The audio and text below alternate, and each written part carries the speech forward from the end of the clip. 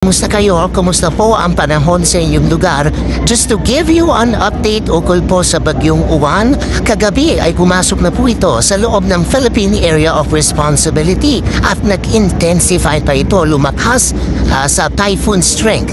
Sa kasalukuyan po itinaas na ng Pag-asa ang signal number 2 sa Catanduanes at sa Northern Samar. Samantalang signal number 1 naman sa buong Luzon at maging sa malaking bahagi po ng Visayas. Ngayong gabi ng Sabado ay inaasahan lalo pang lalakas ang Bagyong Uwan at aabot sa super typhoon strength.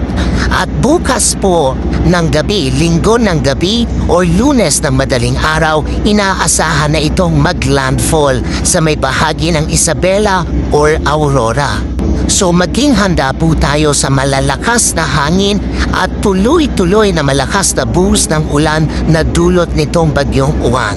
Tumutok po kayo sa inyong mga LGU sa Pag-asa para sa update ukol sa Bagyong Uwan. Mag-ingat po tayong lahat.